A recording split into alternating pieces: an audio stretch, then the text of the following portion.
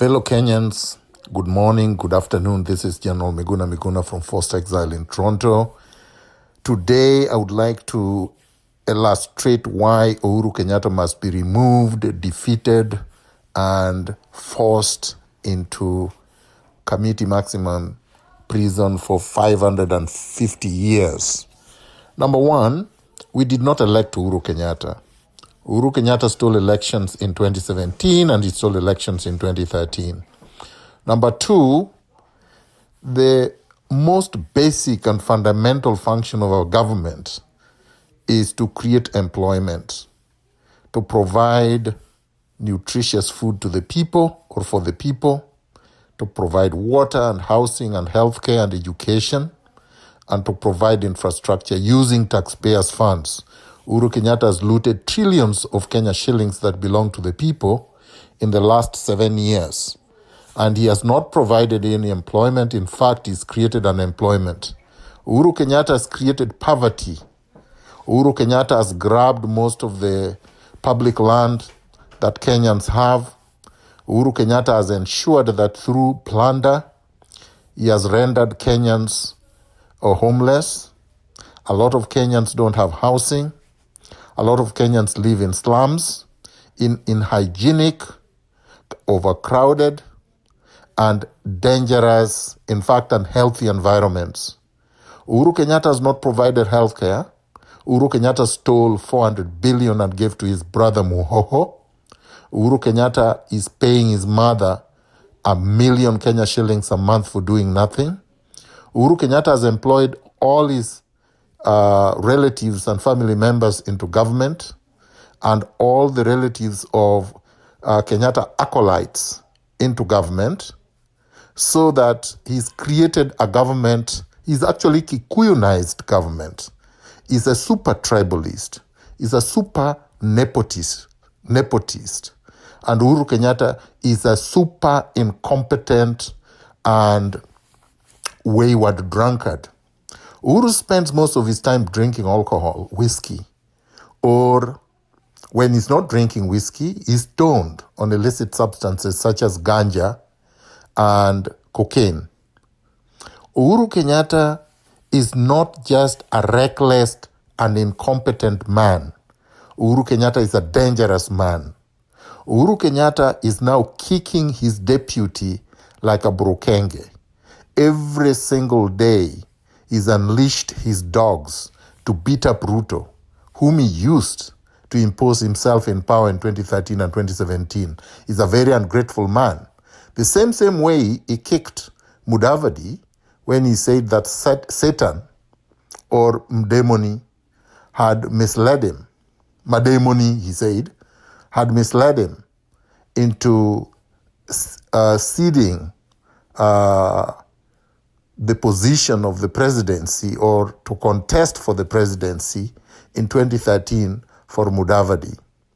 Right now, he's busy using the super coward and conman Raila Odinga, the betrayer, the traitor, whom he paid 50 billion of our money so that Raila could betray millions of Kenyans who voted for him and whom Uhuru Kenyatta tortured, maimed, and killed when they rose up in resistance against Uhuru's despotism. Uhuru is a mass murderer. Uhuru is a torturer.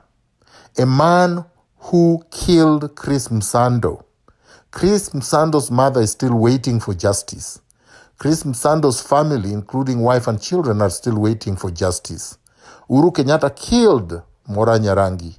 Uhuru Kenyatta killed Godfrey Mutinda.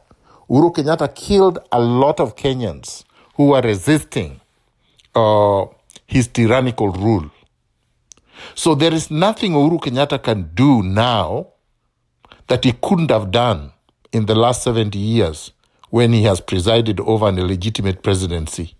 Uhuru Kenyatta has announced that he wants to allocate some funds to the so-called needy in Nairobi. Well, I got news for you, Uhuru Kenyatta. Number one, how much have you allocated? Who identified the people that you would want to give this money to? What criteria did they use? When did they use that criteria? How many people were identified? How many needy Kenyans is it that you want to distribute money to? Who will audit this money since you have refused to have an auditor general appointed? You see, we are not that stupid, Uhuru Kenyatta. We know that you are a looter. You are a kleptomaniac, an uncontrollable thief. That is why you are pretending that you are clean and beating up Ruto so that you can divert attention to Ruto. Ruto is your creation. Without you, there is no Ruto. Just the same way that now you have created BBI to try to divert attention, making people think that Raila Odinga is BBI, so that when they are mad with BBI, they can pick on Raila Odinga and stone Raila Odinga.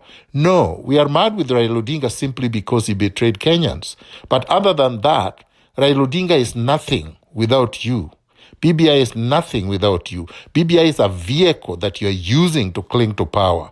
Whether you call that position prime ministership, or you call that position presidency, or you call that position chancellorship, or you call that position MCA, it does not matter. The fact is, Uhuru Kenyatta wants to remove the term limits in the constitution so that he can cling to power. So now he's using Tuju, Atuoli, Murathe, Eunice Wamalwa, he's using all manner of people, Junet Mohammed, or is it Janet Mohammed, James Orengo, all manner of opportunists and hypocrites so that he could cling to power. I have news for you, Uhuru Kenyatta. We are mobilizing. We are organizing from village to village, from slum to slum, from estate to estate, from town to city. And we are rising up because Uhuru Kenyatta must be defeated. Uhuru Kenyatta must be taken to jail for 550 years. Kenyans, rise up, revolt, be fearless. Do not allow Uhuru Kenyatta to turn you into slaves. Kenya belongs to all of us. Kenya does not belong to the Kenyatta family or Odinga family or Moi family or Atuoli family or any of the mafia and cartels and cabals. Say no to dictatorship and slavery. Viva!